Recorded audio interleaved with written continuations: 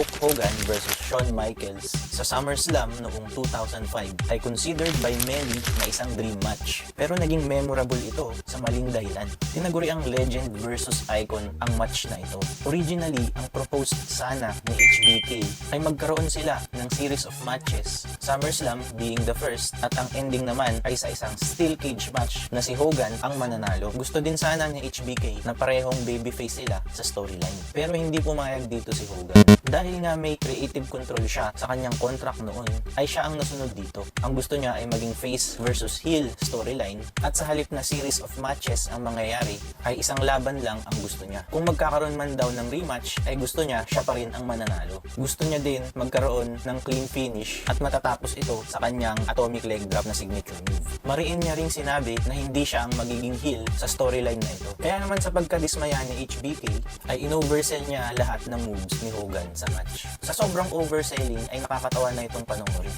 At sa huli ay nanalo nga si Hulk Hogan gamit ang kanyang atomic leg drop. After ng match na ito ay nagpatuloy ang dalawa sa kanilang business. Nagpatuloy si HBK sa wrestling at nagbalik bilang isang babyface, habang si Hulk Hogan naman ay nag-focus na sa kanyang reality show series. Follow for more.